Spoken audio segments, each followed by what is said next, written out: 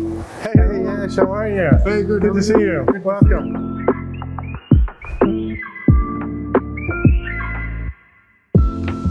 As we were walking in the building, I thought, I guess you never thought that you were going to end up here when you were a boy growing up, right?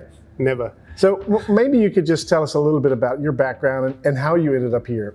I started off in Delhi, so I did my engineering in the south of India in VIT electronics. Then I worked in sales and marketing for a telecom company a bit, did a bit of startup, and then moved to CEIBS for my MBA. Mm-hmm. Never thought I would end up in construction. Yeah. As a project manager, never did that before. I joined Hilti as an intern first. Plan was to intern for 2 months and go for my exchange. And in the end, I ended up interning for 8 months and then to a full-time role. I started into product development as a project manager for Shanghai operations. And then after a year, I moved to Liechtenstein, which is our headquarters here, into a global role.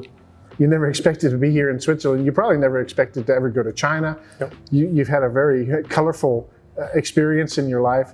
Let's talk for a minute about culture.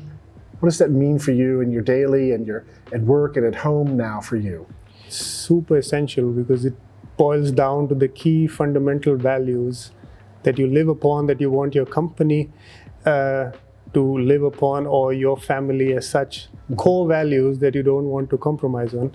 And that's super important. And culture is a lot of things, but it's mainly about including people, including the diversity. And it's not only now in our company, we say it's diversity and equity, because equity, it's also important. And that's a new element which has come in. Since a lot of my role is dealing with people, dealing with team, 80% of it is, I would say that. 80%? Is all about people, because I'm not the expert of any function. So I'm more on the breadth. The only way you could drive that each function is performing at their best and is aligned with the goals of the company, ultimately with the group. It's just, the only way to do is to have a healthy culture. Everyone is heard, everyone feels included. The term, the DEI, I often add the B in there for belonging. One of the toughest things to make people feel like they belong. Yeah. How do you do that with your teams? There's no other way but to really open up, create the safe environment. We have business units, and we were coming up with a tagline a couple of months ago. We said, be you in the BU. So it's be you in the BU, and that's the whole essence of what it is. Because if you can be yourself, it could mean anything. And equity just ensures that you have the equal platform for everyone to be you. That's the responsibility of the company. And if you can be you, then you have the best output. How do you, in the teams and generating and empowering or motivating people to work, how do you live this psychological safety in order for people to be themselves, this be you? One of my reflections, right? I started off in Shanghai, much smaller responsibility, and never been in construction, completely different industry as such, never done project management, right? And the psychological safety comes in when you say, I don't know, is it okay to ask stupid questions? Or, some things are taken for granted in an engineering construction company, you must know it. At that time, I think one of the things that I got from our leadership and some of the people I aspire or look up to is, don't be afraid of being short. Then you know that, okay, there's no stupid questions. You can do it. Does the culture go so far as to encourage making mistakes? Yes, absolutely. We are not ever looked down upon making a mistake. The thing is, if you want to fail quick and learn quick. How do you ensure that safety is really there, that I really can make a mistake and I'm not going to get fired for it, that I'm going to be honest and say, Jess, I made a mistake, I've got a problem, can you help? I have no idea what you're talking about with those terms, right? Yeah, it's true. I mean, there's no book for it. I think there's no set way to do it. It's in the end about being empathetic, being understanding. So we got rid of some of these meetings which were called as review meetings, and we called it alignment meetings, because we don't review something, we align. This is what we think. Does it make sense?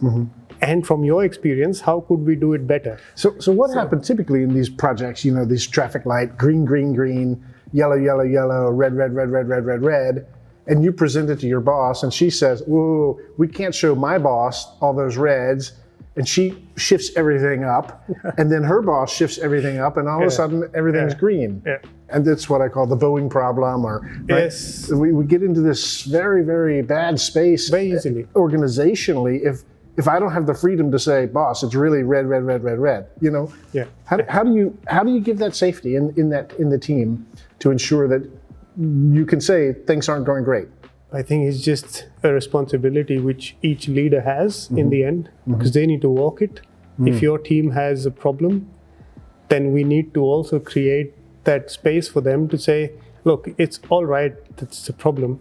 We are going to them, not to say we have a problem, we are going to them to ask for support because they know better." Right? It's just a mindset topic, because when you say, "I need to go up to my management team because I'm getting reviewed," it's a whole different story versus saying, "Hey, I need support." Quickly your team gets into a mode when they start saying that, "Oh, we need now support, let's go," and they feel safe. I think one of the things my business head gave me a feedback when I came in from Shanghai, and I've been working in the Asian context, the Asian culture for so long, and there was the first feedback straight up, "Don't you respect hierarchies way too much." So cut that out. Wow. But that must be a challenge for you culturally, given your background, where it's fairly hierarchical, and it is in you China don't challenge also, authority, in India right? Also, and so cut it out. And it's the only hierarchy we have is intellectual But how do you get to a level of safety that you feel actually really good in your own skin doing that? It's not easy, man. And now saying it like, "Yeah, we should do this and that." I mean, in reality, it's you're walking and sweating, right? Sweating. In the end, position comes with a certain level of all these fears and so on. But practice makes perfect, practice, right? man. The only way is to do it. The one thing which I think the leadership team does, because we see it, is they reflect on how they react to when problems are coming in from different teams. Because if they go the other way, they quickly then get all these noises down, because then people don't want to come. It's just how you listen, right? Be a good listener. And the word listen, where does one learn to listen? Just by looking up to some people I look up to. If I just look up to anyone, whoever is your mentor or someone, they are often successful people, but they're often the last people to talk. And it is very common to see this. And they might say it the other way. It's fine, but they will hear you out and they will make an opinion afterwards. I think these are just human touches. You have a team meeting, 2 people haven't spoken for the last team meeting. Something is up, right? And then you just need to, what is it?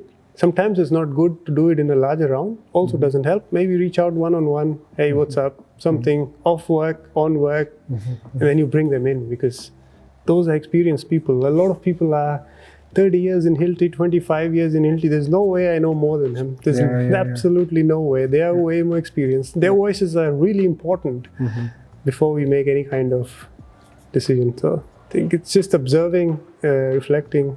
So Yash, this has been enlightening for me. It warms my heart to hear that the soft skills for you are some of the toughest skills, and the ones that you're actually using a lot in your work. It gives me a good feeling that we're on the right track with developing people. Thanks so much for your time today. I really appreciate you coming to see us. It's a pleasure, Rob. Thanks so much. Thank you.